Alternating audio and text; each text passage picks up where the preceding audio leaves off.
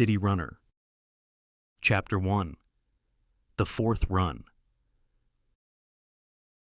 The hollow drum sounds 3 times across Sanctuary's rusted metal rooftops. Most people duck their heads and hurry indoors. A few stop to stare at me with a mixture of pity and reverence. Nobody survives a 4th run. Everyone knows this. I continue walking toward the eastern gate, adjusting the straps on my scavenging pack. The weight feels familiar against my shoulders. Water flask, dried meat strips, bandage wrappings, and the clicking stone that warns of the invisible death. The bare minimum. They don't waste resources on runners they don't expect to return. My fingers trace the tattoos on my inner wrist, 3 solid black circles in a row, with an empty outline waiting to be filled upon my return. If I return, most runners only have 1 or 2 filled circles. No one in living memory has 4. "Keller!" a voice calls from behind me. I don't slow my pace. "Keller, wait!"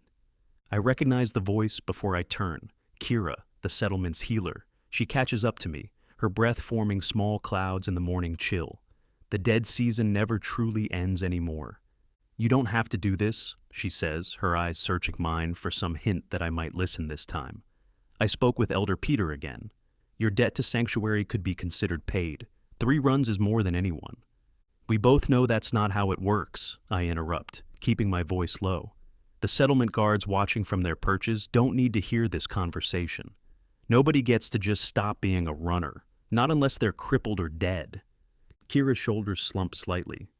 "There are other settlements. We could..." "Leave?" I laugh, the sound harsh even to my own ears. "With what supplies? Through which territories? You know what happens to people between settlements." A shadow falls across us, and I look up to see Warden Briggs approaching, flanked by 2 guards. His hulking frame blocks the weak morning sun, and his perpetual scowl deepens when he notices Kira. "Healer," he says, the title sounding like an insult in his mouth. "I believe the infirmary needs attention. We had 2 cases of the wasting sickness come in last night." It's a dismissal, not information. Kira meets his stare for a moment before squeezing my arm. "Come back," she whispers, then turns and walks away, her back straight despite Briggs's eyes following her. "Runner," Briggs addresses me once she's gone. "Report." I straighten instinctively. 7 years in Sanctuary, and the old habits Briggs enforces have seeped into everyone. Runner Keller, prepared for extraction mission to the glowing towers sector. Supply target is the building with the healing cross. Briggs nods, seemingly satisfied. "Good. The Council has designated this a Priority 1 mission. We need the medicine packets with the blue triangles. The dead season's going to be harsh, and we've got too many with the lung rot already." He leans closer. "There's something else. If you find any singing boxes with the 3-sided star marking, those are to be brought back immediately." I keep my face carefully neutral. The 3-sided star is one of the warning signs every runner learns to avoid. Even children know the rhyme. 3-sided star, stay afar. But I've learned not to question Briggs openly. "Understood, Warden. Any specific building for the secondary objective?" "The tall tower with the broken top, near the eastern quadrant. Intelligence suggests there's a chamber beneath it with sealed containers." He studies my face. "This objective is between us, not for general knowledge. That's when I know this run will be different. Secret objectives mean valuable finds, but they also mean higher danger. And they mean Briggs has personal interests beyond Sanctuary's needs." "Understood," I repeat, giving nothing away. "Report to supply for your kit. You leave in 1 hour." He turns to go, then stops. "Keller, you've been our most successful runner. Come back with those star boxes, and you'll never have to run again. Council's promise." I nod, not trusting my voice. Every runner has heard similar promises. Few live to discover their lies. The supply depot sits adjacent to the eastern gate, a squat concrete building that predates the Great Burning. Inside, the air smells of oil, leather, and dust. Dax sits behind the counter, his twisted leg propped up on a stool. He glances up as I enter, his weathered face unreadable. "4th run," he says. It's not a question. Looks that way. His eyes, one blue, one clouded white from an injury that ended his running days, examine me carefully. "Not many make it past 3. "Not many make it past 1, I counter, nodding toward his leg. A ghost of a smile touches his lips. True enough. He reaches beneath the counter and produces a standard runner's pack. Standard equipment, water filter, 3 days of rations, medical wrappings, clicking stone, emergency flare. I check each item methodically as Dax continues his rehearsed speech. He was a runner for exactly one mission before a collapsing building crushed his leg. Now he outfits others to face what broke him. The clicking stone has fresh crystals. Keep it out when you're in unknown territory. If it clicks faster than you can count, you're dead anyway. His voice has the flat quality of someone who has said the same words dozens of times. As I examine the clicking stone, a pre-burning device that somehow detects the invisible death, I notice something unusual attached to its underside. A small folded paper, secured with wire. I slide it into my palm without comment. Dax continues as if nothing has happened. Your map has been updated with the latest runner reports. Red marks are confirmed death zones. Yellow are caution areas. White is supposedly safe, but nothing's truly safe in the dead city. I study the map. Something isn't right. Certain areas I know to be dangerous from previous runs are marked white, and the route suggested to the glowing towers takes me through a sector where the last runner disappeared. This isn't accurate, I say quietly. Dax's good eye meets mine. Maps come from the warden's office. I just hand them out. I fold the map carefully. Of course. One more thing, Dax says, reaching beneath the counter again. He produces a small metal tool I don't recognize. This might help with locked doors. Old technology. Don't ask where it came from. Before I can respond, the depot door swings open and Mira bounds in, carrying a toolbox nearly half her size. The girl can't be more than 14, but her fingers are already permanently stained with machine oil. Sanctuary puts everyone to work young. "Runner Keller!" she exclaims, her enthusiasm inappropriate for someone seeing off a likely dead man. "I've been working on your mask filter." Dax sighs. "Mira, we've discussed interrupting official supply distributions." She ignores him, putting her toolbox on the counter with a clang. "The old filters only last 8 hours in heavy zones, but I've modified this one." She produces a breathing mask with obvious modifications. I layered the filtering material and added a moisture trap. Should give you at least 12 hours now. I take the mask, examining her handiwork. The craftsmanship is impressive. "Where did you learn to do this?" I ask. Her smile falters slightly. "My father was a runner. He taught me some things before his third run." The unspoken end to that sentence hangs in the air. I nod, tucking the mask into my pack. "Thank you, Mira. This might make the difference." Her smile returns, bright and incongruous in this place of measured farewells. "Just come back and tell me if it worked." "Mira," Dax says, more gently this time, "the research division needs you." She rolls her eyes but gathers her toolbox. "Good luck, Runner Keller," she calls as she leaves, the door swinging shut behind her. Dax and I watch her go. Neither of us mentions that her enthusiasm is misplaced, that the odds say I won't return to tell her anything. "She'll be conscripted as a runner within 2 years, Dax says quietly. Too smart for her own good. Asks too many questions. The thought sits like a stone in my stomach. Mira, with her bright eyes and clever hands, sent into the ruins because she's too curious. It's how the system perpetuates itself. The inquisitive and the troublemakers become runners. Those who survive learn to stop asking questions. 1 hour to departure, comes a call from outside. I secure the last of my supplies. "See you when I get back," I say, the traditional runner's farewell. Dax nods. "See you when you get back," he echoes, though we both know the likelihood. As I turn to leave, he adds, "The northeastern sector has shown strange lights at night, not like anything we've recorded before. Watch yourself." I pause but don't turn around. "Not on the map." "No," he agrees, "not on the map." Outside, the settlement buzzes with morning activity. Farmers head to the greenhouses with their tools. The water purification team marches toward the filtration pools. Children are herded toward the learning hall, life continuing as it always has while I prepare to risk mine. I make my way toward the temple, a repurposed building of stone that predates even the Great Burning. Inside, smoky darkness is broken only by candles made from animal fat. The air smells of incense and old books. Elder Peter stands before the altar, arranging dried flowers, a luxury few can afford. At 82, he's the oldest person in Sanctuary, and the only council member who treats runners with genuine respect. Keller, he says without turning. Come for the blessing? It's tradition, I answer, though I've never believed in the rituals. He turns, his roomy eyes taking me in. Fourth run, the ancients must have blessed you with extraordinary luck. Or curse me with an extended death, I counter. A smile creases his weathered face. Perhaps both. He gestures me forward. Kneel. I comply, more out of respect for him than the ceremony.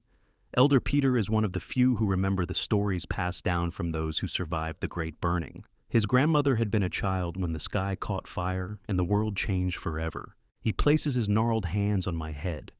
May the wisdom of the ancients guide your steps. May their fallen towers provide shelter. May their scattered treasures sustain our future. The standard runner's blessing. But then he leans down, his lips near my ear, and whispers something entirely different. The warden lies, the starboxes brought the burning. Trust the changed ones who speak. I freeze, unsure if I've heard correctly. Elder Peter straightens as if nothing unusual has happened and dips his finger in red ochre, marking my forehead with the symbol of the runner, a circle with an arrow through it. Rise, runner Keller, and may you return to fill the fourth circle. I stand, my mind racing. In 7 years at Sanctuary and 3 previous runs, I've never heard anyone speak against Warden Briggs so directly. And changed ones who speak can only refer to the intelligent mutants some runners have claimed to encounter, claims dismissed as radiation sickness and hallucination. Thank you, Elder, I manage to say. He nods, his face once again an appropriate mask of solemn blessing. Go with knowledge, runner Keller. Outside the temple, I find a secluded corner between buildings and unfold the paper Dax hid with the clicking stone. On it is a roughly drawn map, different from the official one. Certain areas are circled with handwritten notes, avoid, guardian beasts, and safe passage night only. A location is marked with an X and the words True Starbox Storage. I memorize the details before carefully burning the paper with a match from my kit. The ash crumbles between my fingers, carried away by the morning breeze. The eastern gate, a massive barrier of scavenged metal and wood, groans as it opens just enough to allow a single person through. A small crowd has gathered to witness my departure, as they do for all runners. Some from respect, some from morbid curiosity, some simply to reinforce their gratitude that they aren't me. Kira stands at the edge of the crowd, her face set in a rigid mask that doesn't quite hide her concern. Beside her, unexpectedly, is Elder Peter, leaning heavily on his walking stick. Mira has climbed onto a rain barrel to see over the adults, waving enthusiastically when she spots me. Even Dax has limped from the supply depot to stand in the doorway, his face unreadable. Warden Briggs steps forward, performing his role in the ceremony. Runner Keller, you go forth into danger to secure the future of Sanctuary. Do you accept this burden? I accept, I reply, the required response. May your circles be filled upon your return. I nod, then turn to face the narrow opening in the gate. Beyond lies a stretch of barren land that separates Sanctuary from the crumbling towers of the dead city. The ruins rise like the skeleton of some massive beast against the gray morning sky. I adjust my pack one final time and step through the gate without looking back. The sound of it closing behind me is like the ceiling of a tomb. The wasteland between Sanctuary and the ruins takes 2 hours to cross. The earth here is hard-packed and lifeless, scattered with debris too worthless to salvage. My clicking stone remains mercifully quiet. This area has been traversed by runners for generations. The invisible death long since faded. As I approach the outskirts of the dead city, I take out my mask and secure it over my nose and mouth. Mira's modifications have made it slightly heavier, but more comfortable against my face. The filtered air tastes metallic, but clean. The true danger begins at the threshold of the ruins, where broken roadways lead into the maze of fallen and listing buildings. Here, I take out the clicking stone, holding it before me like the religious talisman many in Sanctuary believe it to be. Its soft clicking is barely audible at first, 1 click every few seconds, normal for the outer zones. I check the official map one last time, confirming the route I'm supposed to take to the glowing towers. Then, I deliberately turn northeast instead, following the safer path from Dax's hidden map. The buildings around me grow taller as I move deeper into the city. their empty window openings like eye sockets and giant skulls. Plant life has reclaimed much of the ruins, not the healthy green of Sanctuary's carefully tended gardens, but twisted, mutated growth that thrives in poisoned soil. Vines with thorns like knives drape across crumbling walls. Flowers with too many petals and unnatural colors track my movement like sentient beings. Movement catches my eye, a pack of scavenger rats, each the size of a small dog, their hairless bodies covered in suppurating sores and extra limbs. They watch me from the shadows, chittering among themselves. Not afraid, merely calculating if I'm weak enough to be worth attacking. I maintain a steady pace, neither fleeing nor challenging. Fear attracts predators in the dead city, just as hesitation invites death. The rats eventually lose interest, slinking back into the rubble to find easier prey. By midday, the clicking stone's rhythm has increased slightly. Click, click, click, warning me that the invisible death is stronger here. I check Dax's memorized map against the landmarks around me. The leaning tower with the broken dome should be visible past the next block if I'm on the right path. As I round the corner, I freeze. The landmark is there, but so is something else, something that shouldn't be. A barricade of twisted metal and concrete blocks the street, too deliberate to be natural collapse. And painted across it in red, fresh red, still glistening wet, is a warning symbol I've never seen before. A humanoid figure with too many limbs, surrounded by a circle of smaller figures seemingly bowing down. The clicking stone in my hand suddenly accelerates its rhythm dramatically. Click, click, click, click. Not dangerously fast, but a clear warning. And yet, the barricade is ahead of me, not at my current position. The clicking stone warns of danger here and now, not ahead. I turn slowly, scanning my surroundings. The street behind me is empty, as are the husks of buildings to either side. But then I look up. On the rooftops and in the windows, silhouetted against the gray sky, stand figures, dozens of them, too tall and thin to be human, with limbs at odd angles and heads that don't match their bodies. Changed ones, watching me in complete silence. And among them, one steps forward to the edge of the rooftop, directly above me. Unlike the others, this one moves with purpose and control. Its body, while clearly mutated, maintains a humanoid form. Most disturbing of all, it raises a hand in what appears to be a deliberate gesture. Not a threat, a greeting. The clicking stone in my hand falls suddenly silent, an impossibility according to everything I've been taught about the technology of the ancients. And in that silence, the figure on the rooftop opens what might be its mouth and produces a sound no runner has ever reported hearing from the changed ones. Words, actual words. Runner, turn back, star boxes bring only fire. Chapter 2. Deeper territories. I stand frozen, the clicking stone silent in my palm as the impossible unfolds before me. The changed one on the rooftop, clearly mutated but possessing unmistakable intelligence, speaks again. Runner, listen, death waits in tower. Its voice sounds like gravel being crushed, each word formed with obvious effort.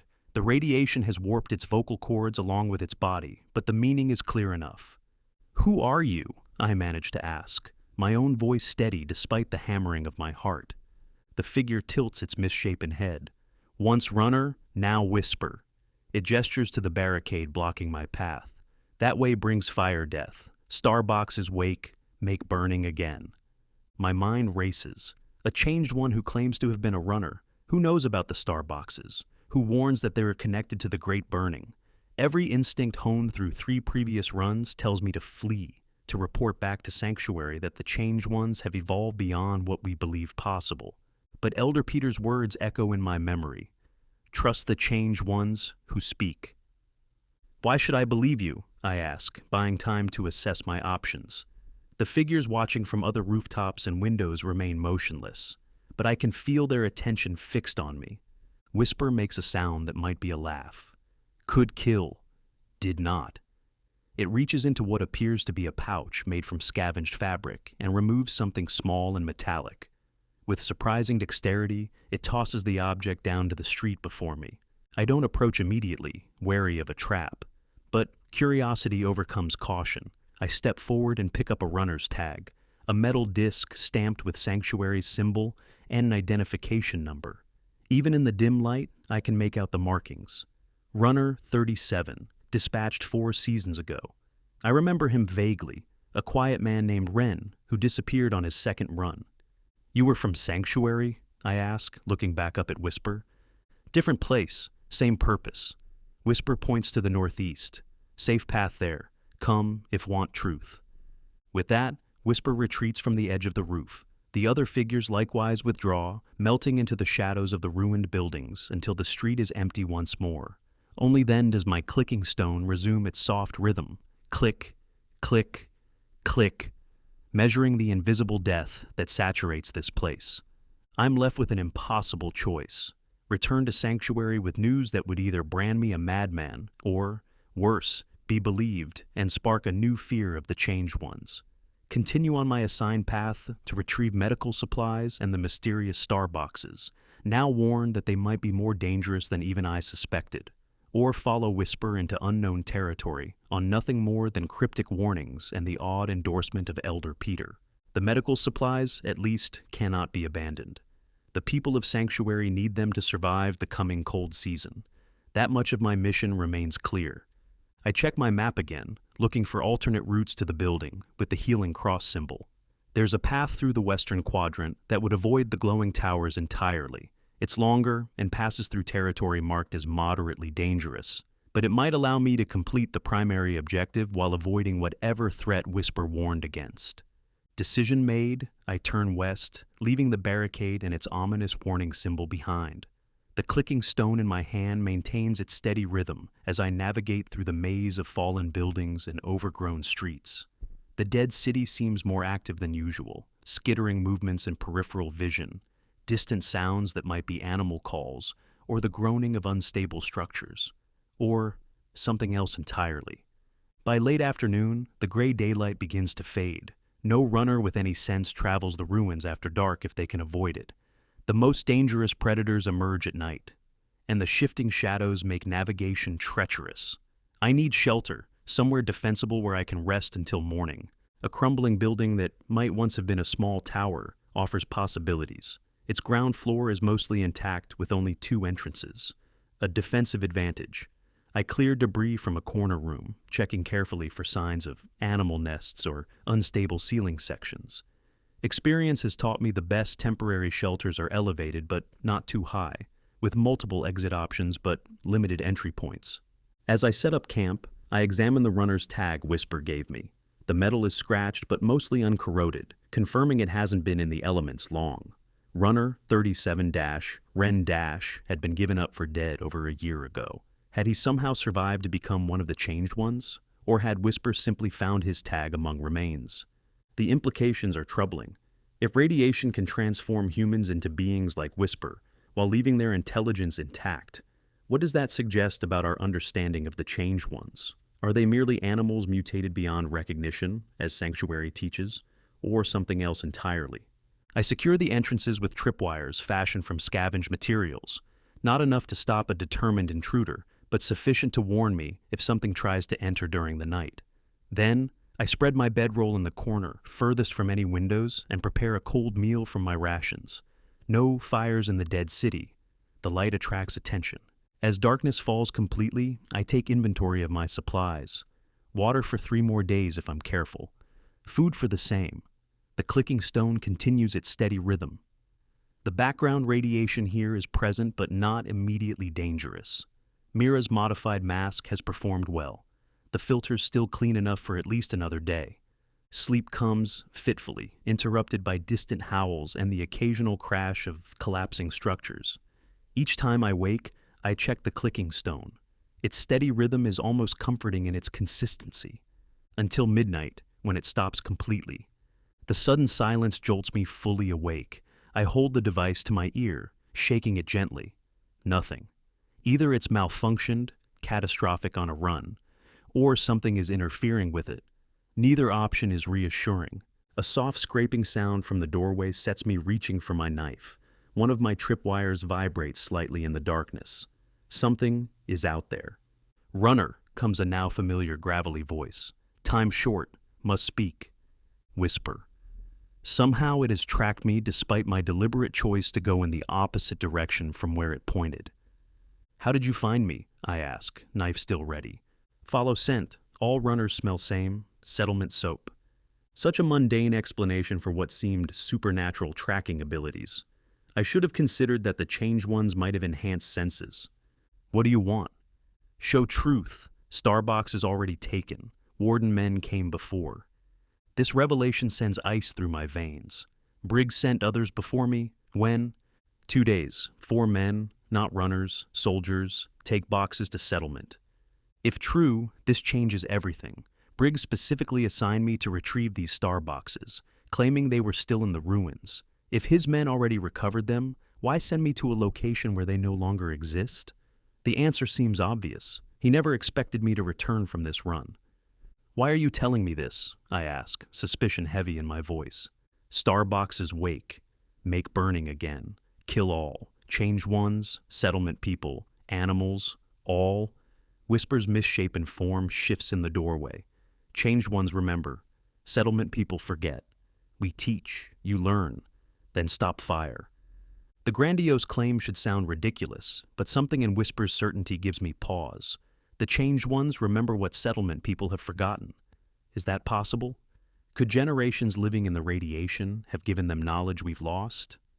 I need to get to the Healing Cross building first, I say. People need medicine. We know place, can guide, safe path, then show Starbox truth. It could be a trap. Everything I've been taught in Sanctuary says the changed ones are mindless predators, dangerous mutations to be avoided or killed. But nothing in my experience as a runner has prepared me for one that speaks, reasons, and apparently wants to forge an alliance. If you try to harm me, I'll kill you, I warn, though I have no idea if my knife would be effective against Whisper's mutated form. Something like amusement flickers in what remains of its face. Could have killed already. Did not. It gestures toward the dark city beyond. Come. Time short. I pack quickly, securing my supplies and checking that my mask is properly sealed. The clicking stone remains silent in my pocket, a worrying sign I can do nothing about. Without it, I have no way to detect dangerous radiation levels except through symptoms that would manifest too late to save me. Whisper moves with surprising grace for its ungainly form, picking paths through the ruins that I would never have found on my own. Narrow passages between collapsed buildings, underground tunnels that bypass entire blocks of dangerous territory, bridges of fallen concrete that span chasms where streets have subsided. How do you know these routes? I ask as we emerge from a tunnel into what was once a large open space, now crowded with twisted vegetation. Changed one's map city, many seasons of knowledge, share between groups. Whisper taps its malformed head. Remember all paths. The concept is startling, not just individual intelligence, but organized knowledge sharing between groups of changed ones, developing over generations. It suggests a level of social structure Sanctuary's leaders have never acknowledged as possible. There are different groups of your kind. Whisper makes that strange laughing sound again. Of course, hill dwellers, river people, deep ones, sky climbers. It gestures to itself. I am messenger between. Before I can ask more questions, Whisper suddenly freezes, raising one elongated hand for silence. In the darkness ahead, something large moves, disturbing the vegetation.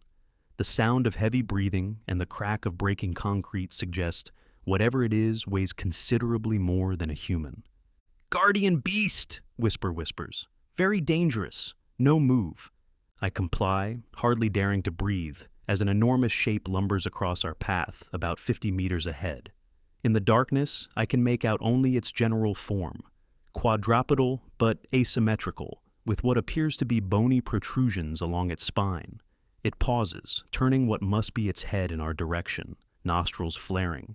Whisper slowly reaches into its pouch and removes a small object that gives off a faint greenish glow. The changed one places it carefully on the ground before us.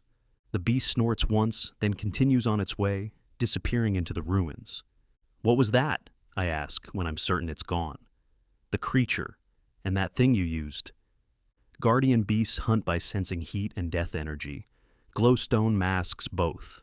Whisper retrieves the small luminescent object. Changed ones make from city materials. Technology. The Changed Ones have developed technology specialized for survival in the ruins. This revelation is almost more shocking than their ability to speak. Sanctuary's leaders insist that only human settlements preserve the knowledge of the ancients, that the Changed Ones are merely animals. "We go," Whisper says, continuing along a path that deliberately avoids the direction the guardian beast took. Healing, cross-place near. We travel in silence for another hour. The dead city is different at night, more alive somehow.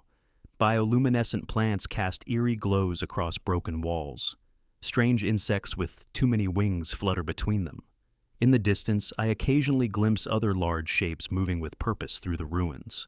More guardian beasts, perhaps, or other mutated predators I haven't encountered on previous runs.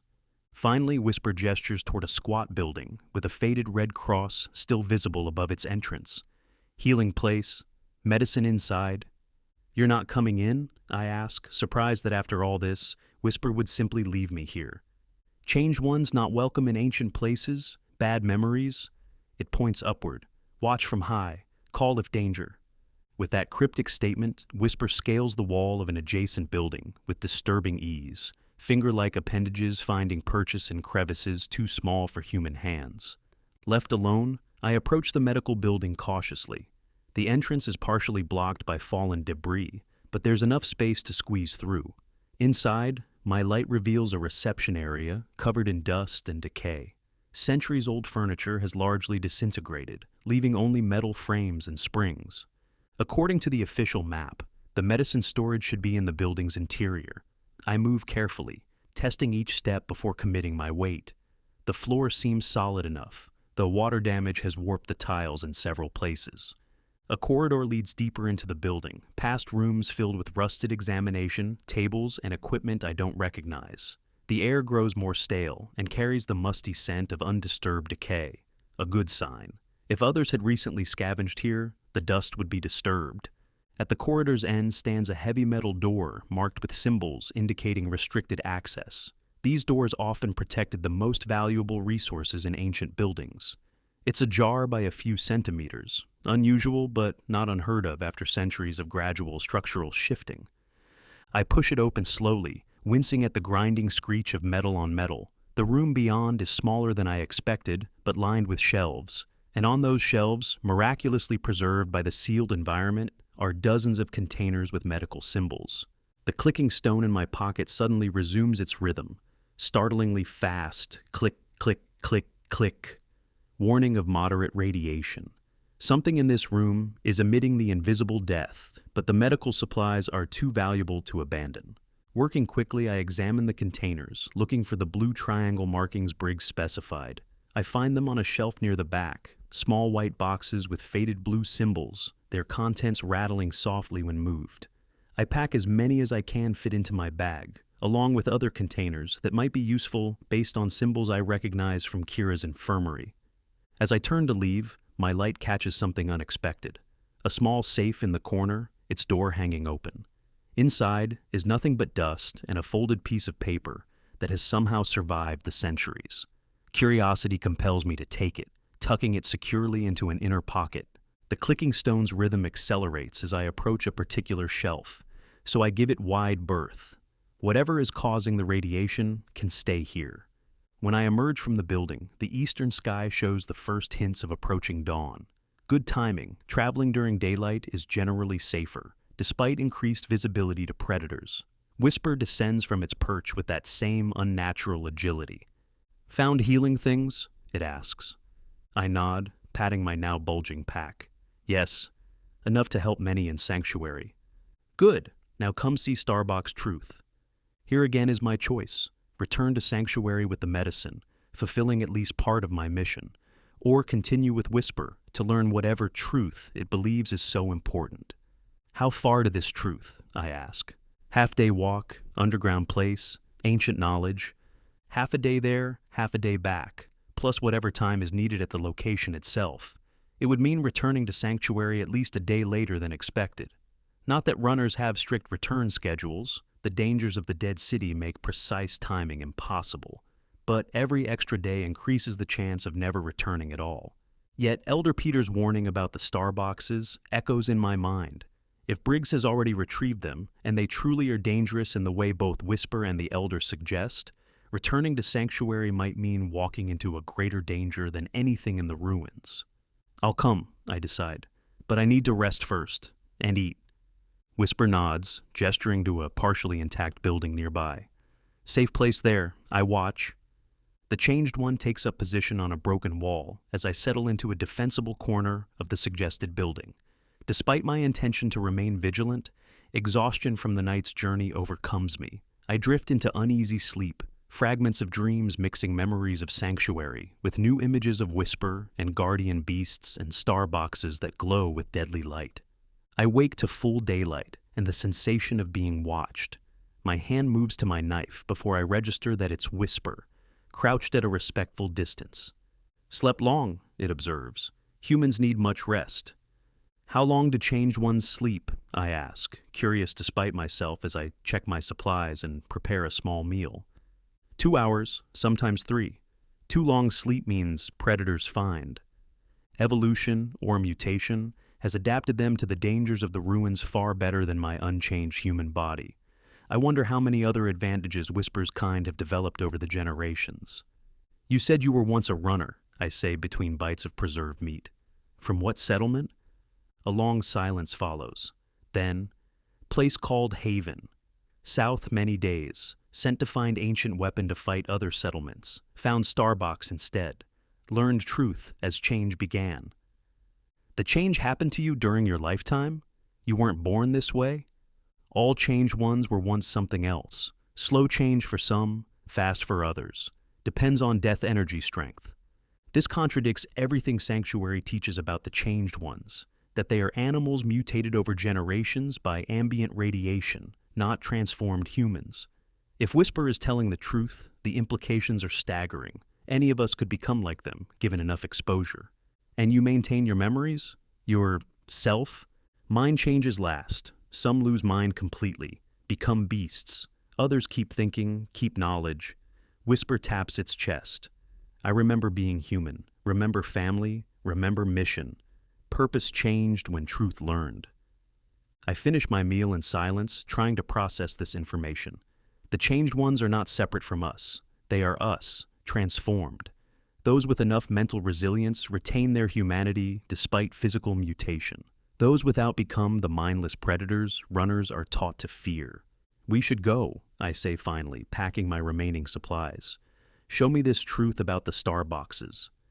Whisper leads me deeper into the dead city than I've ever ventured before. The buildings here are larger, more intact, made of stronger materials than those on the outskirts. The invisible death is stronger too. My clicking stone maintains a rapid rhythm that would normally warn me to retreat. But Whisper seems unconcerned, occasionally producing a small container of what looks like paste and smearing it on exposed skin. Protects from death energy, it explains, offering some to me. Changed Ones make from special fungus. I hesitate but ultimately accept, applying the greenish paste to my face and hands. It smells earthy and slightly metallic, but if it truly offers protection from radiation, it's more valuable than any medicine I could bring back to Sanctuary.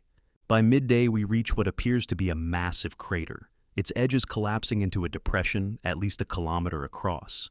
At its center stands a single intact tower, gleaming metal still visible beneath centuries of grime and vegetation. Ancient weapon place, Whisper explains, where starfire controlled. We descend into the crater, picking our way carefully down unstable slopes. The clicking stone in my pocket begins to emit a continuous tone, the warning that radiation levels have exceeded its measurement capabilities. Despite the protective paste, unease crawls up my spine. Is it safe to be here? I ask. Short time only, death energy strong, but not killing quick. At the crater's edge, Whisper leads me to what appears to be a solid wall of earth and debris. It pushes aside camouflaging vegetation to reveal a hidden entrance, a metal door set into concrete, marked with ancient symbols that include the three-sided star Briggs described. Changed Ones found this place many seasons ago. Keep secret, keep safe. Whisper produces a metal object from its pouch and inserts it into a slot beside the door. With a grinding sound, the door slides partially open. Truth inside. I follow Whisper into darkness that my light reveals to be a long corridor sloping downward. The walls are made of smooth concrete, remarkably intact. Ancient symbols and writing line the walls, most meaningless to me. The air grows cooler as we descend, and surprisingly clean compared to the ruins above. After what seems like hundreds of meters, the corridor opens into a large circular room filled with ancient technology. Metal boxes with glass faces, chairs positioned before them, lights that still glow faintly, powered by some energy source that has survived centuries. But what draws my attention is the center of the room. There, on a raised platform, is a glass case containing empty pedestals, clearly designed to hold objects that are now missing. Warden men took from here, Whisper confirms, seeing my focus. But left this. It approaches one of the glass-faced boxes and touches it in a specific sequence. The face illuminates, showing images that shift and move like nothing I've seen before. Pictures appear of the world before the Great Burning. Green landscapes, vast cities with towers reaching to the sky, people in strange clothing moving about in enormous crowds. Then the images change, massive explosions, clouds shaped like the ancient symbol for mushrooms, cities vanishing in blinding light, and finally, a map showing countless points of fire spreading across vast territories. The Great Burning, I whisper, understanding dawning. The star boxes caused it. Ancient weapons, Whisper confirms, most powerful ever made, designed to destroy everything, and control boxes taken by your warden. The images shift again, showing smaller versions of the star boxes, technical diagrams, instructions for something I don't understand, but that clearly involves carefully controlled processes. These are smaller, different from what destroyed the world, I observe. Star boxes have many sizes, many purposes. Some destroy cities, some poison land for generations, some designed to kill living things but leave buildings. Whisper points to specific images. These are activation controls, what Warden took. But why would Briggs want these? Sanctuary isn't at war with anyone. Whisper makes a sound that might be a sigh. Sanctuary leader wants to clear dead city, make new territory without changed ones. Star boxes can poison air, kill all changed ones, then settlement people claim city. The plan is horrifying in its simplicity. Use ancient weapons to cleanse the ruins of mutated life, then expand Sanctuary's territory into areas that have been inaccessible for generations. It might even work if the weapons functioned as Briggs believed, and if the targeting could be controlled. But these weapons are what destroyed the world in the first place, I argue. Surely Briggs must know they're too dangerous. Knowledge lost to settlement people. Remember different history. Believe burning came from sky, not human weapons. Whisper gestures to the images. Changed ones remember truth. Pass story, mouth to mouth, across generations. The revelation shakes foundations of belief I didn't realize I had. Sanctuary's teachings about the Great Burning, that it was a natural disaster, perhaps meteors or solar flares, are wrong. Humans destroyed their own world with weapons like the ones Briggs now seeks to use again, on a smaller scale. I have to warn Sanctuary, I say, the enormity of the situation overwhelming me. If Briggs activates these weapons, he could trigger another burning, or poison Sanctuary itself. Yes, but Warden not believe runner, need proof. Whisper touches the glass-faced box again, and a small slot opens beneath it. From this emerges a flat object the size of my palm. Ancient memory, shows truth of star boxes, shows how to make safe. I take the object carefully. It's lightweight, made of materials I don't recognize. How do I use this to show others? Elder knows, has ancient seeing box and temple. Memory fits inside, shows pictures. Elder Peter, of course. His warning about the star boxes makes sense now. He has some knowledge of the ancient technologies and their dangers, passed down through generations just as the changed ones have done. We must hurry, Whisper says. Star boxes need special preparation before use. Takes time, but not much time. As we turn to leave, the clicking stone in my pocket suddenly falls silent again. Not gradual, but instant, as if switched off. Simultaneously, lights around the perimeter of the room flash red, and a low, pulsing tone fills the air. What's happening? I ask, alarmed. Whisper's malformed features contort in what might be fear. Intruder alert. Ancient security still works. Someone comes. We hurry to the corridor, but before we reach it, the door at its far end opens. Silhouetted against the daylight beyond are several human figures. "Well now," comes a familiar voice. "Seems our runner has found exactly what we were looking for, and made a new friend in the process." Warden Briggs steps into the light of the corridor, flanked by 4 armed guards. Each wears protective suits I've never seen before, thicker and more complete than any runner's gear. And each carries weapons far more sophisticated than the makeshift spears and knives used by Sanctuary's normal guard force. "I have to admit, Keller, I didn't expect you to survive this long," Briggs continues, his voice echoing in the confined space, "much less make it all the way to the command center. The other runners never got this far." Chapter 3. Allies and Enemies. "Other runners?" I repeat, pieces falling into place. "You've been sending us here deliberately, looking for this place. For 3 years now, none of the others had your persistence, or your luck in finding a guide." He gestures toward Whisper with his weapon. "Though I'm surprised you trusted one of these abominations." "Changed ones, not abominations," Whisper growls, its body tensing. "One's human, like you." "Is that what it told you, Keller?"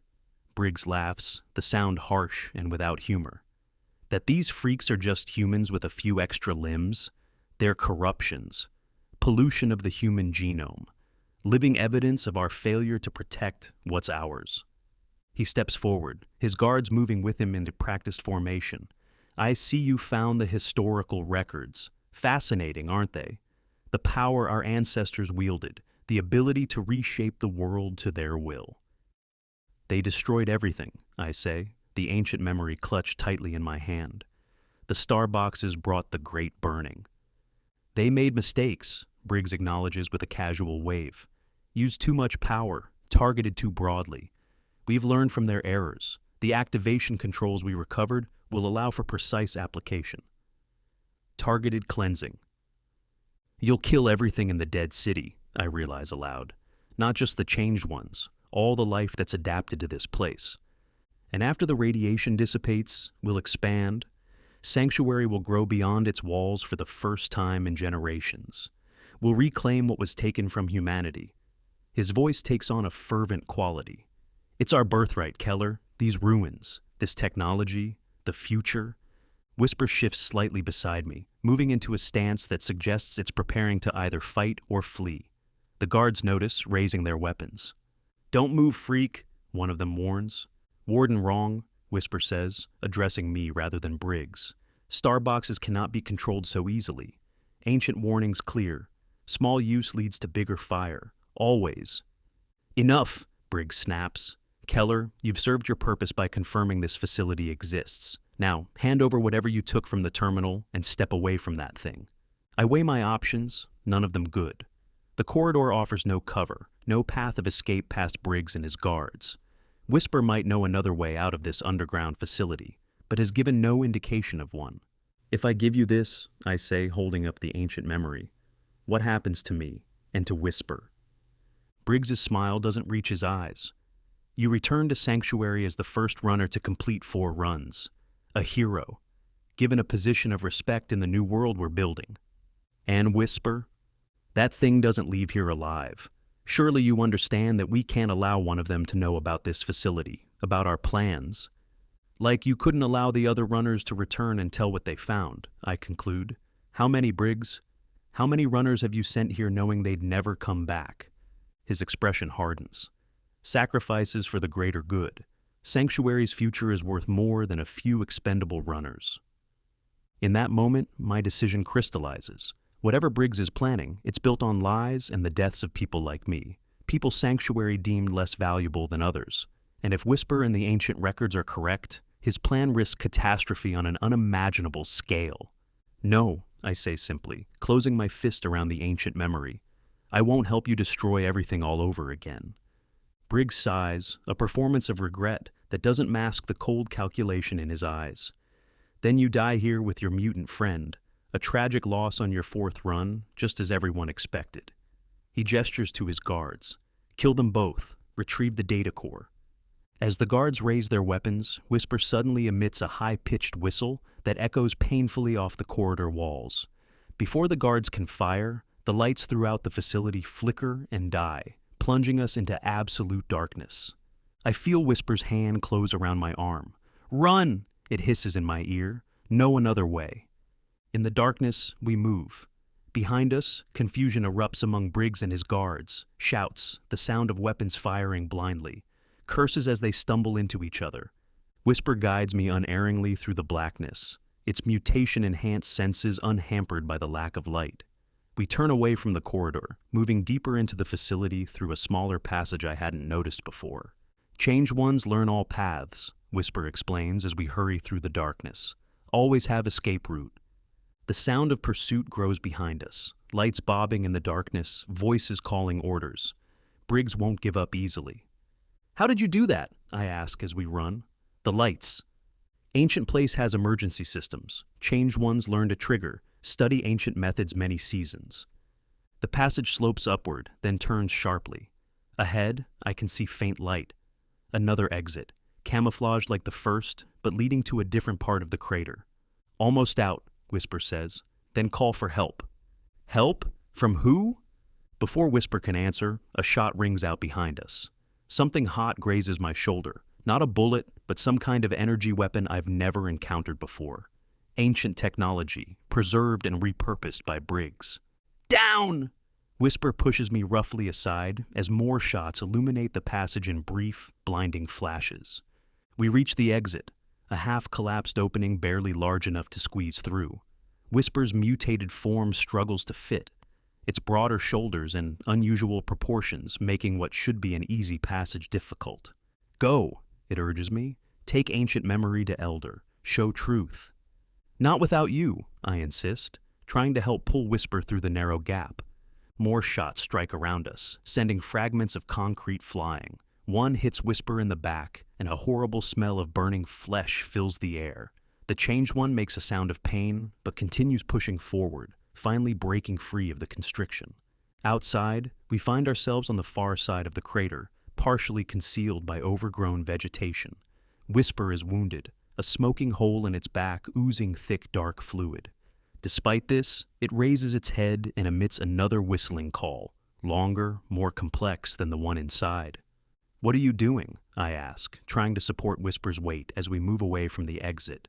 "Calling others, hill dwellers nearby, will help." The concept of organized Changed Ones coming to our aid is so foreign I can barely process it. But there's no time to question. Behind us, Briggs and his guards emerge from the exit, weapons raised. "Nowhere left to run," Briggs calls, his voice triumphant. "Hand over the data core, and I'll make it quick." Whisper straightens beside me despite its injury, facing Briggs with surprising dignity. "Star boxes bring only death. Always have. Always will." "That's where you're wrong, creature," Briggs replies. "They bring cleansing, renewal, a chance to start again without abominations like you polluting what's left of our world." He raises his weapon, aiming directly at Whisper's head. I tense, preparing to throw myself aside, knowing I can't save us both. Then a sound fills the air, a deep, reverberating howl that seems to come from everywhere at once. The vegetation around the crater's edge moves, parting to reveal dozens of Changed Ones emerging from hiding places. Some resemble Whisper in their partially humanoid form. Others are more extremely mutated, barely recognizable as once human. But all move with clear purpose and intelligence, surrounding Briggs and his guards in a tightening circle. "What is this?" Briggs demands, his weapon swinging wildly between targets. "Community," Whisper answers simply. "Changed Ones protect each other. Protect ancient knowledge from those who would misuse." A massive Changed One steps forward, easily twice the size of a normal human, its body rippling with muscle beneath mottled skin. When it speaks, its voice is surprisingly gentle. "Leave weapons. Walk away. Live." Briggs's face contorts with fury and disgust. "I will not be dictated to by monsters." He fires his weapon at the large Changed One, striking it in the chest. But instead of falling, the Changed One merely looks down at the smoking wound, then back at Briggs. Its eyes, 3 of them, arranged in a triangle on its face, narrow with what might be disappointment. "Last chance," it rumbles. "Leave now." One of the guards panics, firing wildly into the surrounding circle of Changed Ones. Several fall, but the others don't break formation. They advance steadily, seemingly unconcerned by the weapons that should terrify any rational being. "Fall back!" Briggs orders, finally recognizing the hopelessness of their position. "Retreat to the facility." The guards begin backing toward the entrance, weapons still raised, but the changed ones move with surprising speed, cutting off their escape. In moments, they're surrounded completely. "This isn't over," Briggs snarls, looking directly at me. "When I return to Sanctuary with the weapons, there won't be a single one of these abominations left alive, and traitors like you will burn with them." The large changed one steps forward and, with casual strength, seizes Briggs's weapon and crushes it in one massive hand. Go now, or stay forever. The meaning is clear. Briggs and his men can leave unarmed and alive, or die here. Pride battles with survival in Briggs's expression. Finally, practicality wins. "Drop your weapons," he orders his men. "We're leaving." The guards comply reluctantly, their faces masks of disgust and fear as the changed ones open a narrow path leading away from the crater. "This isn't victory," Briggs says to me as he passes. "It's just delay. I have what I need at Sanctuary already. This changes nothing." The changed ones watch silently as Briggs and his guards retreat into the ruins.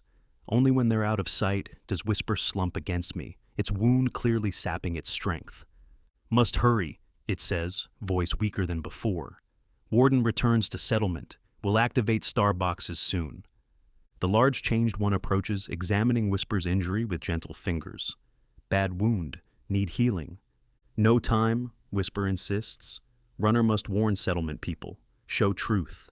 It gestures to the ancient memory I still clutch in my hand. "I need to get back to Sanctuary," I tell the gathered changed ones, "to stop Briggs before he can use the star boxes." The large one nods. "River people will guide. Fastest path to settlement." Another changed one steps forward, this one adapted for speed with elongated legs and a streamlined body. "I show way. You follow." Whisper grabs my arm with surprising strength. "Trust changed ones. Only hope now." "What about you?" I ask, genuinely concerned for the being that has risked everything to help me. "We'll heal. Find you after." Whisper presses something into my hand, a small container of the greenish paste. "Protection from death energy. Use near star boxes." As the wounded changed one is led away by others, I turn to my new guide. "Let's go." We travel faster than I believed possible, the swift change one picking paths through the ruins that no human runner would find.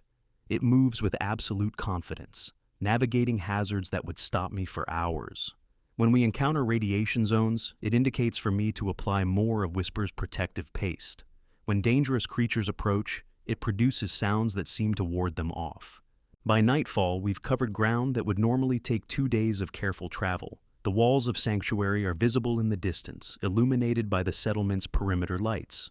"Can go no closer," my guide says, stopping at the edge of the wasteland that surrounds the settlement. "Change ones watch too closely here." "Thank you," I say, meaning it deeply, "for everything." The changed one tilts its head, regarding me with eyes adapted for night vision. Changed or not changed, all once same people. Remember this truth. With that, it turns and disappears into the ruins with astonishing speed, leaving me alone on the edge of Sanctuary's territory. I approach the gates cautiously, aware that my unexpected return might be treated with suspicion, especially if Briggs has already made it back. The medical supplies in my pack provide legitimate reason for my return, but the ancient memory hidden in my inner pocket is what truly matters now. As I near the eastern gate, the watchman's call rings out. "Runner returning! Open the gate!" The familiar grinding sound of the gate's mechanisms is oddly comforting after the strangeness of the past 2 days.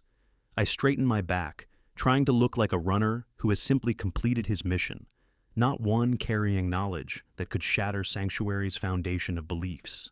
The gate opens just enough to admit me, and I step through into the world I've known for 7 years, a world that suddenly seems smaller and more fragile than ever before. A small crowd has gathered, as they always do when a runner returns, but their expressions are strange. Some look afraid, others confused, a few seem angry. Dax stands near the front, leaning heavily on his crutch. His face is grim. "Keller," he says, his voice carrying a warning I can't interpret. Before I can respond, guards step forward, not the regular settlement guards, but but men wearing the same specialized protective gear as those who accompanied Briggs to the ancient facility. Their weapons aren't the usual spears and makeshift clubs, but sophisticated tools clearly salvaged from ancient caches. "Runner Keller," one announces formally. "By order of Warden Briggs and the Council, you are to surrender all items collected during your run and report immediately for debriefing." Something is wrong. Runners typically turn in their findings to the supply depot for cataloging before any debriefing, and the Council is never involved in the return process. I scan the crowd, looking for friendly faces. Kira isn't there, neither is Elder Peter. Mira stands at the back, her young face worried, but she makes no move to approach. "Where's Kira?" I ask, not moving to surrender my pack. "And Elder Peter?" "The healer is attending to urgent matters," the guard responds mechanically. "The elder is in council session. Your items, runner." Dax catches my eye and gives a tiny shake of his head. Another warning. Briggs has returned before me. He's already moving against those who might oppose him, which means time is running out. "Of course," I say, slowly removing my pack. "The mission was successful. I found the medical supplies with the blue triangles." I hand over the pack, careful not to reveal the ancient memory still hidden in my clothing. 20 containers, enough to treat the lung rot through the dead season. The guard takes the pack without examining it. "Follow us for debriefing." As they lead me away from the gate, the crowd disperses, people avoiding my eyes. Only Dax watches me go, his expression unreadable but his posture tense with concern. They take me not to the usual runner's quarters, but to the council building, a repurposed ancient structure at Sanctuary's center. Inside, the corridors are eerily empty. No clerks recording inventories. No citizens waiting for audience with council members. We reach a heavy wooden door guarded by more men in protective gear. One knocks, then opens it without waiting for a response. Inside, Warden Briggs stands before a table where several containers are arranged. The star boxes, I realize with a chill. Similar to those shown in the ancient facility, but smaller, more portable. Besides him stands a nervous-looking man I recognize as Counselor Farron, the youngest and most easily influenced member of Sanctuary's leadership. "Runner Keller," Briggs greets me, his tone falsely pleasant. "Congratulations on completing your 4th run. A historic achievement." His eyes are cold, calculating. He hasn't yet realized I encountered him at the ancient facility. The protective suits and helmets must have obscured the identities of him and his men. "Thank you, Warden," I respond, matching his tone. "The medical supplies have been recovered as requested." "Excellent. And the secondary objective? The items with the 3-sided star marking?" I hesitate, choosing my words carefully. "I found evidence of their location, but they had already been removed by the time I arrived." Something flickers in Briggs's expression, satisfaction quickly concealed. "Unfortunate, though we've had some success in that area regardless, as you can see." He gestures to the containers on the table. "May I ask what those are, Warden?" I keep my voice neutral, curious. "Ancient technology," he replies. "Tools that will help us expand Sanctuary's territory, reclaim what was lost to us." He studies my face. "Your run took longer than expected. Did you encounter any difficulties?" "Some," I acknowledge. "The ruin seemed more active than usual, more predators moving about." "Anything else of note? Any unusual encounters?" He's fishing, trying to determine if I know more than I should. I consider my options carefully. If I reveal my knowledge too soon, before I can reach Elder Peter or find Kira, I might never leave this room alive. "Nothing significant," I lie. "Though I found this document in the medical facility. It might be of interest." I slowly remove the folded paper I took from the safe, offering it as a distraction. Briggs takes it, unfolding it carefully. His eyes widen slightly as he examines the contents. "Where exactly did you find this?" he demands. "In a secure room in the medical building. It was in a small safe."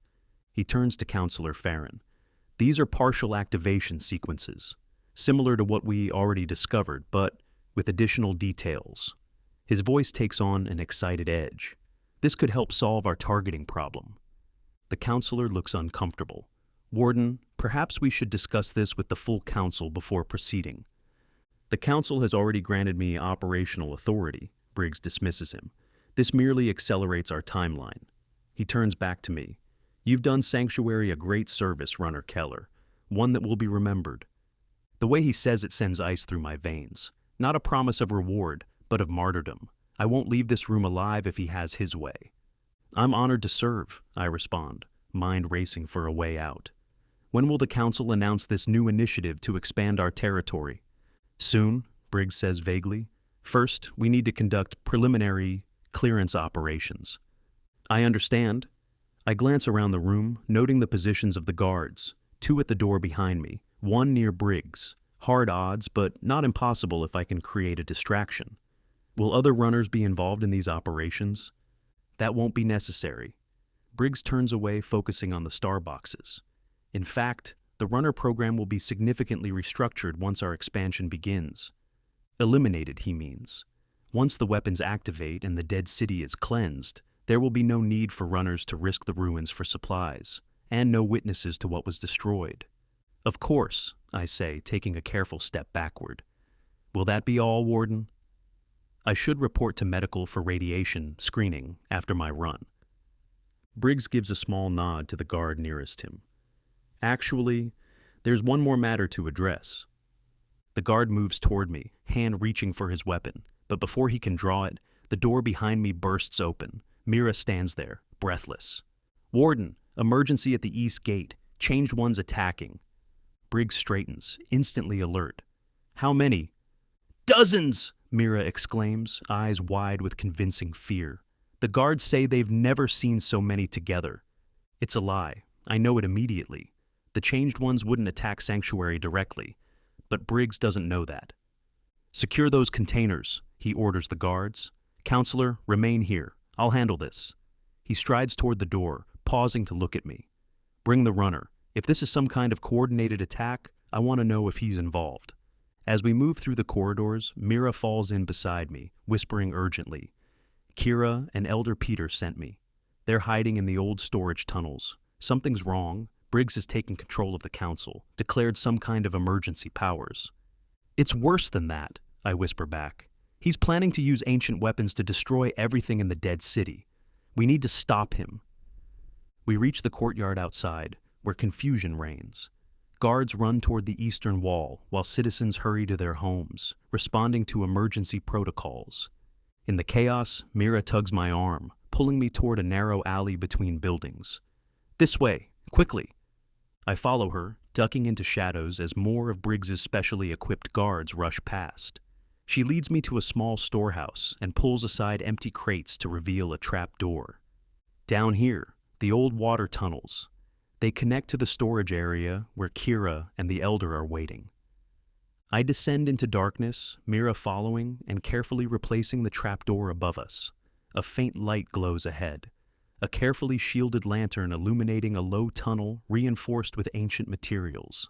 How did you know to come for me? I ask as we hurry along the passage. Dax sent warning when you returned, said you looked like a man carrying dangerous knowledge. She glances at me. Are you? I touch the pocket where the ancient memory is hidden. Yes, knowledge that could save Sanctuary, or destroy Briggs's plans at least. Then we'd better hurry. It won't take long for him to discover there's no attack. We move through a maze of tunnels, part of Sanctuary's original water management system, now largely abandoned as the settlement developed more efficient methods. After several minutes, we reach a larger chamber where Kira and Elder Peter wait anxiously. Kira rushes forward as I enter, embracing me briefly before pulling back to examine me for injuries. Thank the ancients you're alive, when Briggs returned claiming you'd been lost in the ruins. He tried to have me killed, I tell them. Him and his men attacked me in an ancient facility in the dead city. Elder Peter's eyes sharpen. You found it then? The control center? Yes, and I wasn't alone. I describe my encounter with Whisper and the Changed Ones, their warning about the star boxes, and the evidence I found about the Great Burning. As I speak, the Elder's expression grows increasingly grim. When I produce the ancient memory from my pocket, his hands tremble slightly in taking it. I feared this day would come, he says softly.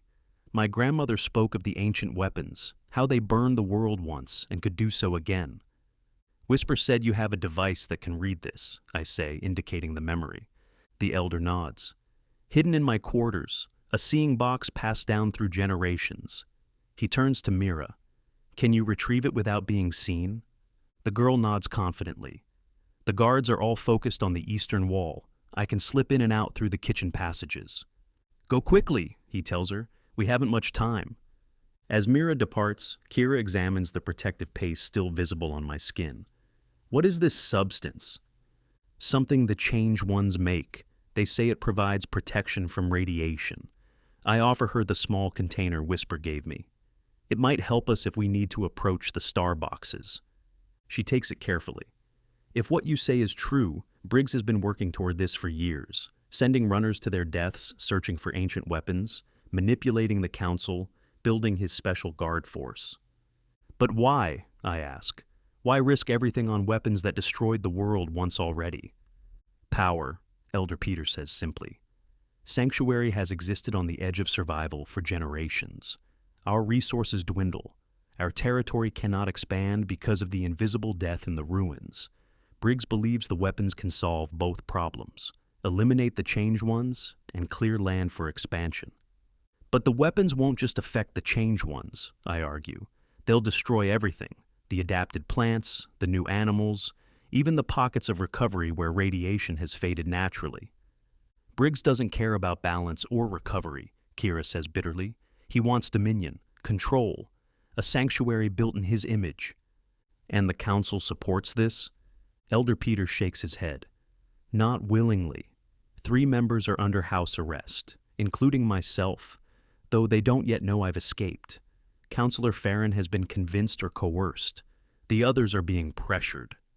Mira returns, breathless but triumphant, carrying a small box of ancient design. Got it. No one saw me. The elder takes it reverently, opening a panel to reveal a recess exactly the size of the memory I brought. This device shows images from before the burning. My family has kept it functional for generations, though few records remain to view. He inserts the memory, and after a moment of adjustment, light emanates from one side of the box, projecting images onto the stone wall of our hiding place. The same images I saw in the ancient facility. The world before the burning, the weapons that destroyed it, the technical diagrams of the star boxes. These are smaller tactical devices, the elder explains, pointing to specific images, designed for limited radiation dispersal. But the ancients discovered too late that even small deployments contaminated far beyond their intended zones.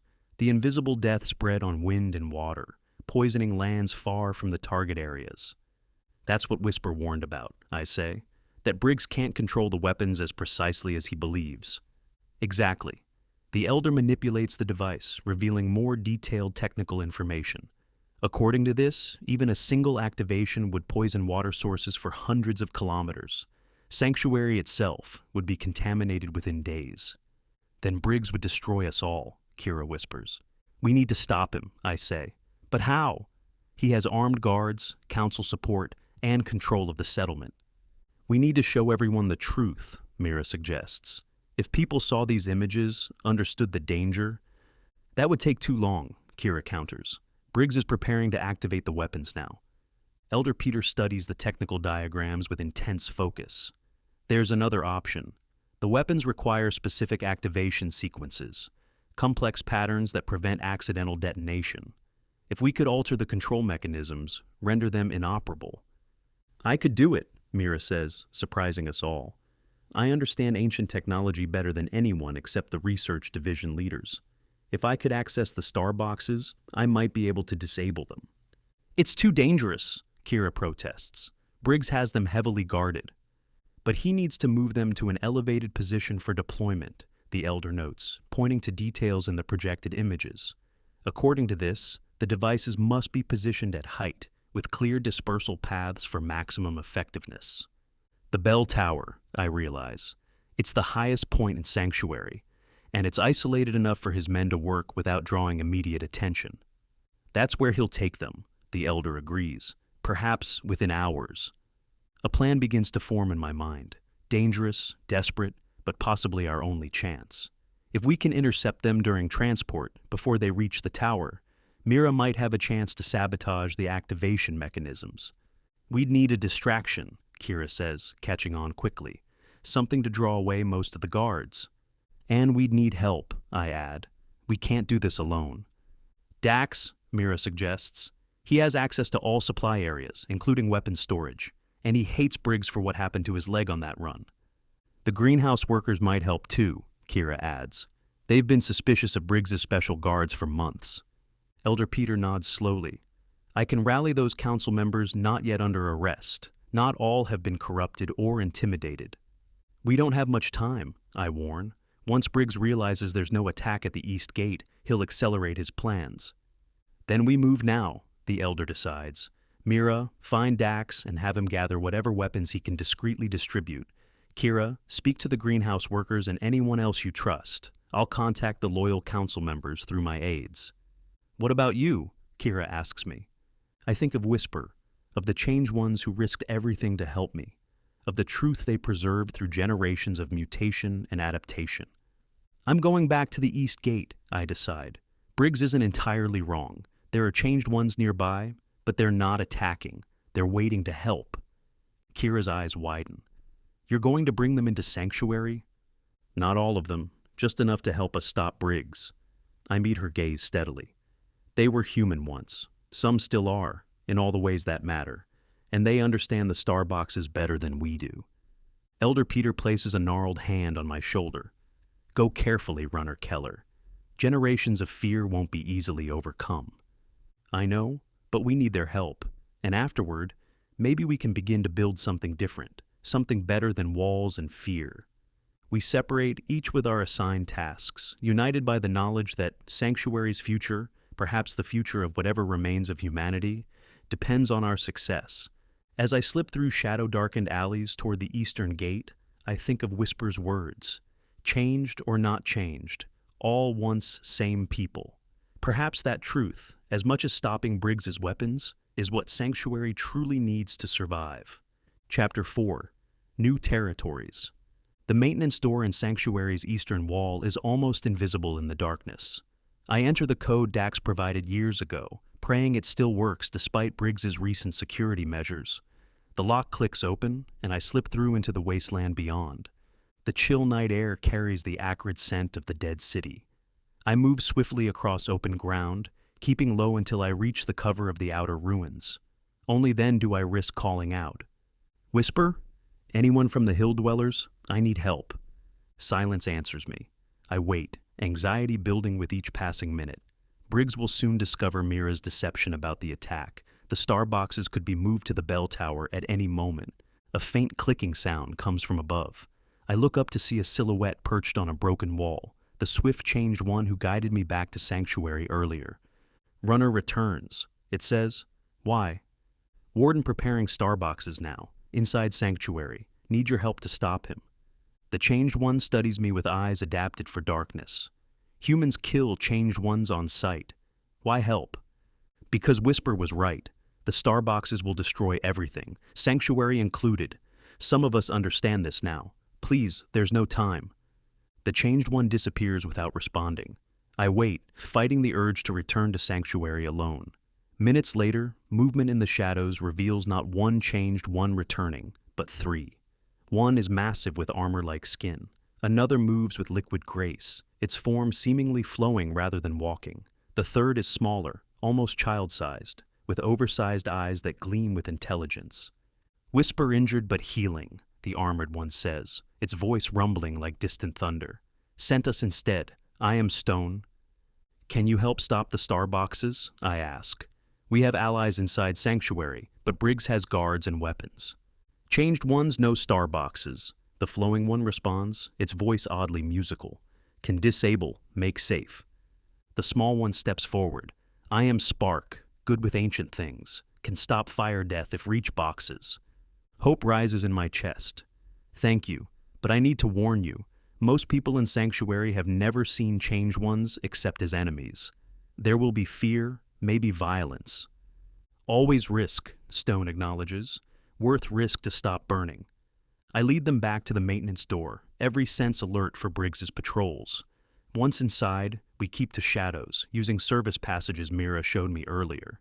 Even so, we nearly encounter disaster when a young settlement guard turns a corner and comes face to face with us. His eyes widen in terror at the sight of the changed ones. Before he can shout an alarm, I clamp my hand over his mouth and pull him into an alcove. Listen carefully, I whisper urgently. I'm Runner Keller. These changed ones are here to help stop Warden Briggs from destroying Sanctuary. I'm going to remove my hand, and you're going to stay quiet while I explain. Understand? The guard's eyes remain fixed on the changed ones, but he nods slightly. I cautiously remove my hand. Briggs has ancient weapons, I explain quickly.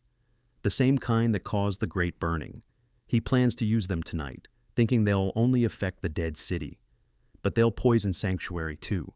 These changed ones can help disable the weapons. Why should I believe you? He whispers, hand hovering near his knife. Because I've completed 3 runs and returned alive each time. Because Elder Peter and Kira the healer are working with us. And because if I wanted you dead, you already would be. The guard looks from me to the changed ones, who have made no threatening moves. Finally, he nods. I've seen Briggs's special guards taking equipment to the bell tower, he says, acting strange, against protocol. Will you help us? We need to know how many guards, their positions. A moment of hesitation, then resolve hardens his young face. 6 special guards with the warden, 2 at the tower base, 4 above with the containers. Regular guards ordered to stay away, told it's a council matter. Thank you, I say, relieved. Can you get word to Dax at the supply depot? Tell him Keller says cracked stone falls now. The guard nods and slips away, glancing back once at the changed ones with lingering apprehension. Brave young human, Stone observes. Still fears, but acts anyway. Come on, I say. We need to reach the old water tunnels. Our allies will be waiting. We move through Sanctuary's darkened passages, the changed ones drawing shocked stares from the few citizens we encounter.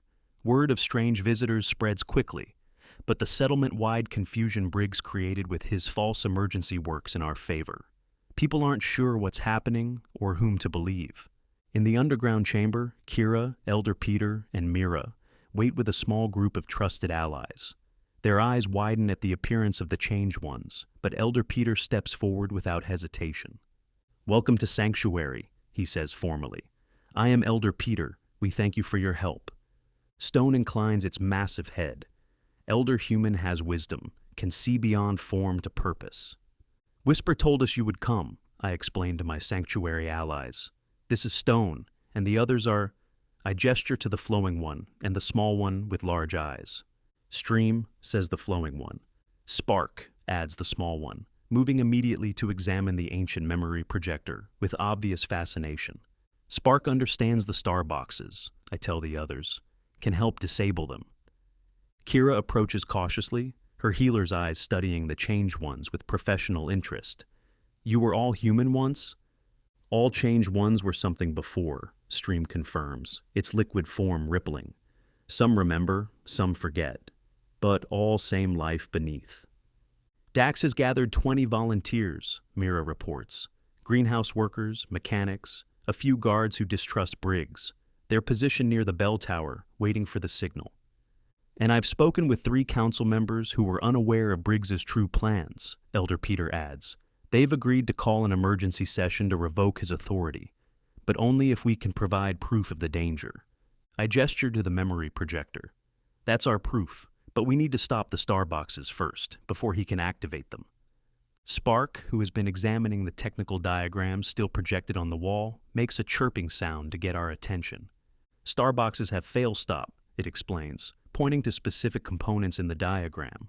Need special sequence to disable safely. If wrong way, box wakes, makes fire death. Can you show Mira what to do? I ask. Spark and Mira huddle together, the young human and the changed one quickly finding common ground in their shared fascination with ancient technology. Spark's elongated fingers trace patterns on the projected diagrams, Mira nodding with growing understanding. We need to reach the bell tower before Briggs completes the activation preparations, I tell the others. According to the guard we met, there are 2 men at the base and 4 with Briggs at the top. The distraction is ready, Kira says. Dax's people will create a commotion at the north gate, a false alarm about contaminated water. That should draw some of the guards away. Then we move as soon as it starts, I decide. Mira and Spark will need cover to reach the star boxes. I go too, Stone rumbles. Protect small ones. The plan forms quickly. When the distraction begins, Kira will lead one group to secure the tower's base. I'll lead another, including the changed ones, to confront Briggs at the top. Elder Peter will bring the council members to witness the truth about the weapons. As we prepare to move out, Kira pulls me aside. "What happens after?" she asks quietly. "If we succeed?" "I don't know," I admit. "Everything changes. The stories we've told ourselves about the changed ones, about the great burning, they're all wrong." "And the runner program? Your fourth run is nearly complete." I glance at my wrist with its 3 filled circles. Maybe there's a better way to bridge our worlds than sending people on suicide missions. Her hand finds mine in the darkness. "Come back alive, Keller. We have much to rebuild." The touch anchors me, a reminder of what we're fighting for. Not just survival, but the chance for something more. The signal comes minutes later, a bell ringing from the north gate, the pattern indicating a water emergency. We move immediately, splitting into our assigned groups. I lead Stone, Stream, Spark, and Mira through the shadows toward the bell tower. The distraction works better than expected. As we approach, we see one of the guards at the tower's base being called away, leaving just a single sentry. Kira's team subdues him quietly before he can raise an alarm. "Clear," she whispers as we reach the tower entrance. "But hurry, they'll realize it's a false alarm soon." The bell tower's spiral staircase winds upward into darkness. I take the lead, with Stone close behind. The changed one's massive form barely fits in the narrow passage, but it moves with surprising silence. Mira and Spark follow, with Stream taking the rear guard. As we approach the top level, voices become audible, Briggs giving instructions to his men, the mechanical sounds of equipment being assembled. I pause, signaling the others to wait, and peer carefully through the gap in the trapdoor that leads to the tower's upper chamber. Briggs stands at a table in the center of the circular room, the star boxes open before him. Their internal components glow with an eerie blue light, casting sharp shadows across his intent face. 4 guards in their specialized protective gear stand at cardinal positions around the room. "Calibrations are nearly complete," one reports. "Dispersal sequence can commence in approximately 10 minutes. "Excellent," Briggs responds, satisfaction evident in his voice. "Once the first device activates, we'll monitor wind patterns and radiations of spread before deploying the second. Within days, the changed ones in the eastern sectors will be eliminated. Within weeks, we can begin scouting for expansion." "And Sanctuary's water supply?" the guard asks. The projection suggested possible contamination. "Manageable," Briggs dismisses. "We'll implement rationing if necessary. The growth potential outweighs temporary inconvenience." I retreat from the trapdoor, whispering to the others, 4 guards plus Briggs. Starbox is nearly ready for activation. We need to move now. Mira looks to Spark, who nods confidently. "Remember sequence I showed? Box has 3 locks, mechanical, electrical, code. Must release in right order." "I'm ready," she affirms. I turn to Stone and Stream. "We'll go first. Create enough chaos for Mira and Spark to reach the star boxes." Stone's armored skin seems to harden further as it prepares for combat. "Try not to kill humans. Change ones, not monsters." The sentiment catches me off guard, this mutated being showing more restraint and humanity than Briggs with his grand vision of cleansing. "Let's go," I say and push open the trapdoor. We surge into the room, the surprise of our entrance giving us precious seconds of advantage. Stone immediately engages 2 guards, its massive form absorbing their blows, while Stream flows, literally, around another, its liquid-like body impossible to grasp. "What is this?" Briggs shouts, reaching for his weapon. He freezes when he sees me. "Keller, I should have known." "Step away from the star boxes, Briggs," I command, advancing on him while the changed ones occupy his guards. They won't just kill the changed ones, they'll poison Sanctuary too. "Lies," he snarls. "And you've brought the abominations inside our walls? You're a greater traitor than I imagined." Behind me, Mira and Spark dart toward the table with the weapons, keeping low to avoid the fighting. One guard notices and lunges for them, but Stream intercepts, wrapping around his legs and bringing him down. "The changed ones understand these weapons better than we do," I tell Briggs, keeping his attention on me. "They've preserved knowledge we've lost, knowledge that could save us all. They're mutations, Keller, corruptions of humanity. Our duty is to reclaim the world for true humans, not surrender it to these things." "They were human," I counter. Some still are, in all the ways that matter. They adapted to survive, just as we did behind our walls. Briggs raises his weapon, aiming past me at Spark and Mira, who have reached the star boxes. Step aside, Keller. Last warning. Before he can fire, a new voice rings out from the trap door. Warden Briggs, by authority of the council, stand down immediately. Elder Peter emerges, flanked by 3 council members and several settlement guards. Regular guards, not Briggs's special force. They take in the scene with wide eyes. The changed ones, the glowing star boxes, the standoff between Briggs and myself. The council has revoked your emergency powers, Elder Peter announces. These weapons will not be deployed.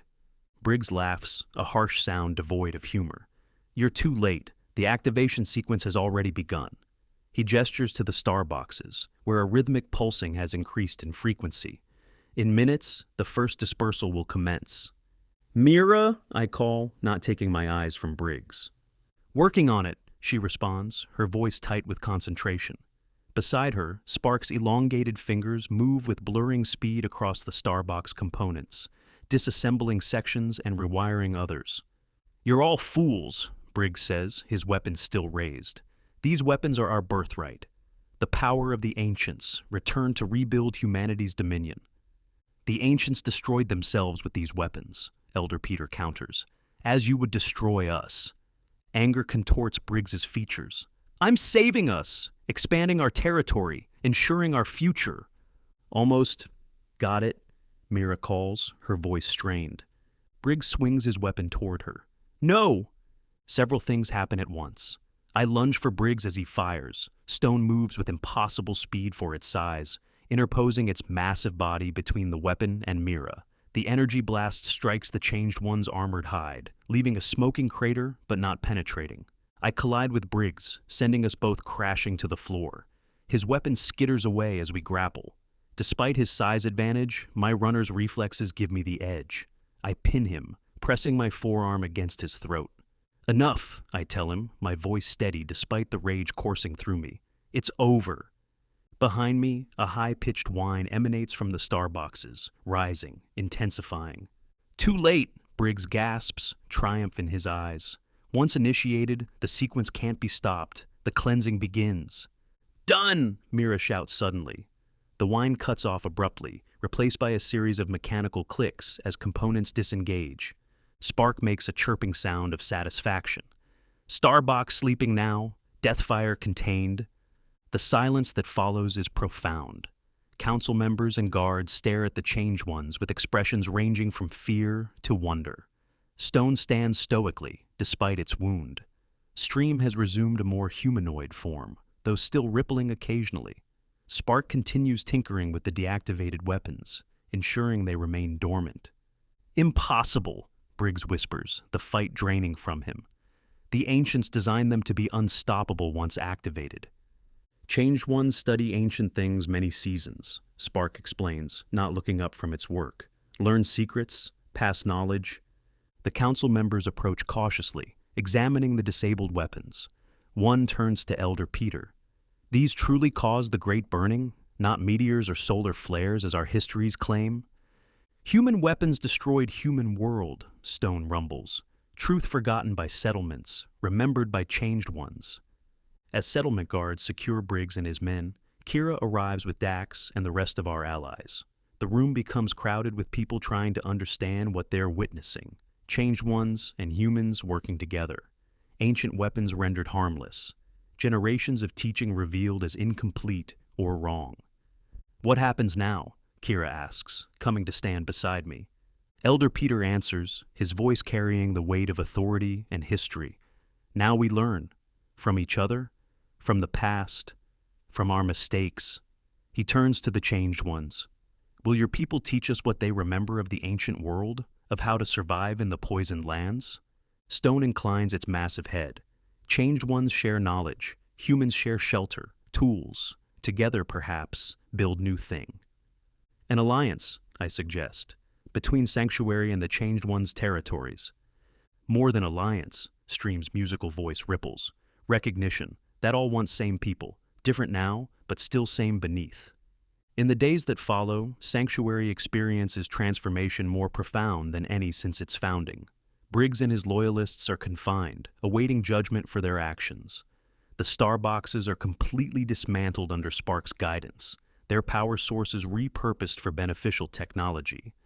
A delegation of Changed Ones arrives openly at the main gate, representatives from Hill Dwellers, River People, Deep Ones, and Sky Climbers. They meet with the Council in full view of the settlement, beginning the long process of rebuilding understanding between our separated peoples.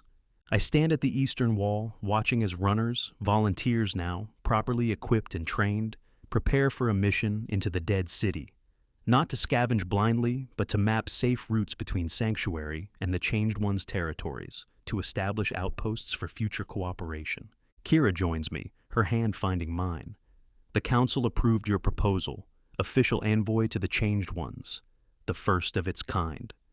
And the fourth circle? I ask, touching the tattoo on my wrist. To be filled today, in the new ceremony, though some are suggesting a new marking altogether for the diplomatic runners, something that represents building bridges rather than just surviving runs. Whisper approaches, its wound healed with the strange organic technology the Changed Ones have developed. It looks out over the dead city, a place we now understand is not truly dead, but transforming, adapting, becoming something new. Ready for fifth run, Keller? It asks, that familiar gravelly voice containing what I now recognize as humor. Not a run this time, I correct. A journey, together. Same thing, Whisper responds. Just different name. Still moving forward into unknown. As the sun rises higher, illuminating both Sanctuary and the dead city in the same golden light, I realize Whisper is right. We're all running, changed and unchanged alike, toward a future none of us can fully envision. The difference is that now, perhaps, we run together instead of from each other.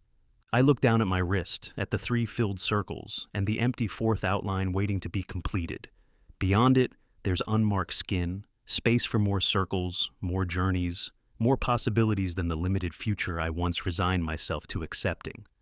New territories await, not just of land, but of understanding.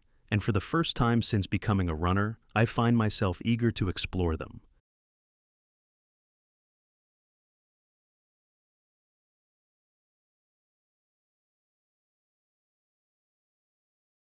Every story has an end, but there's always another waiting to be told. Subscribe to Steve's Stories for more sci-fi, dystopian, and war-driven adventures, from short tales to full novels. Like the video, hit the bell, and join me on this journey through worlds unknown.